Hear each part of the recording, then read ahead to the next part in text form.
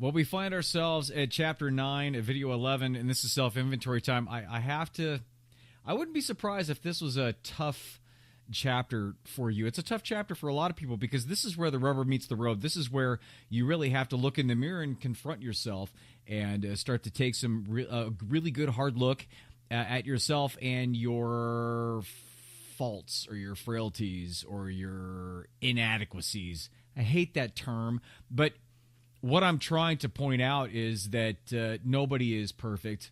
You certainly aren't, and I am really certainly aren't.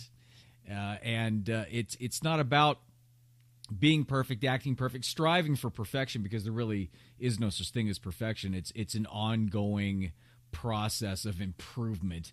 And but the thing is that a lot of people think that they have to be perfect in order to be liked or loved or accepted, and that's not the case. And so in this particular instance in this chapter, it's about taking the inventory of where you're at by taking a look at how you answered those questions and what you answered. And when I say how, I really it's a very good point. Sometimes it's not necessarily what you say, and this is a very good communication skill too. When you listen to somebody, a lot of times it's not what they say, it's how they say it.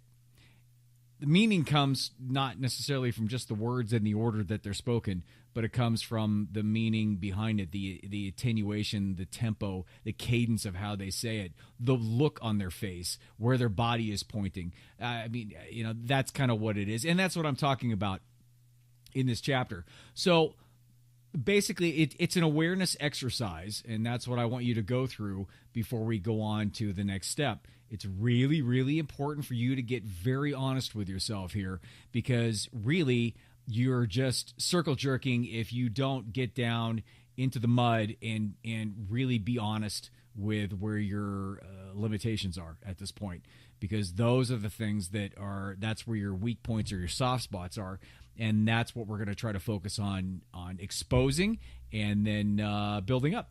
So what I say in this particular chapter is that it's time to dig deeper into the answers to the 3 questions from chapter 8 in what or who are the external influences in your life, and the answers do lie in the how. And I mentioned how you did in terms of, did you answer quickly? I'm hoping that you used a pen and paper.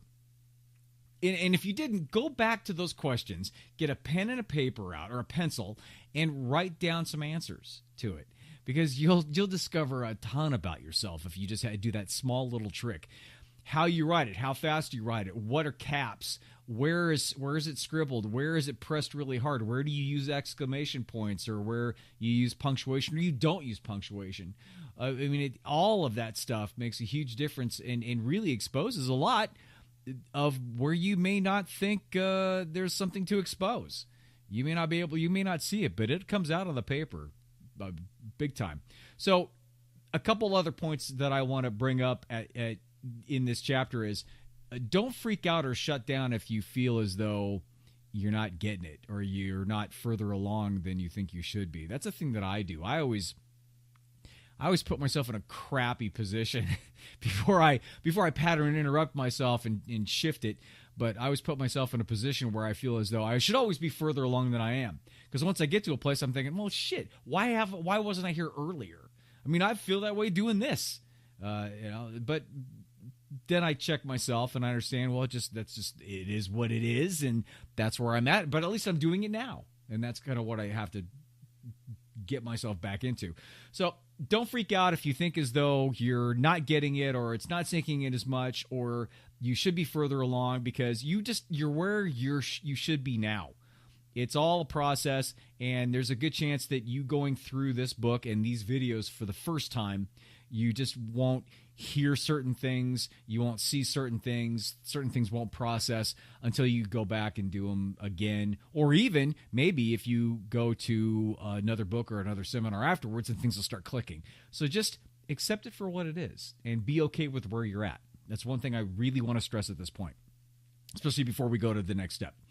The second thing is, big things take time to develop, and you're literally reprogramming everything at this point. You're shifting, big shift in terms of your awareness and perspective and focus into a whole different arena. And it's new, and your ego's scared shitless, so you have to battle with that.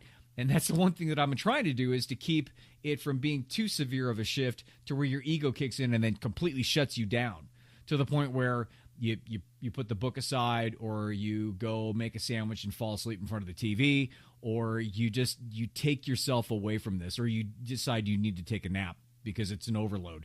My whole point in doing this book is to try to gently baby step you through this process to where it doesn't wake up the beast within, and you can actually continue on a positive momentum in going forward into the action step, which is the next step.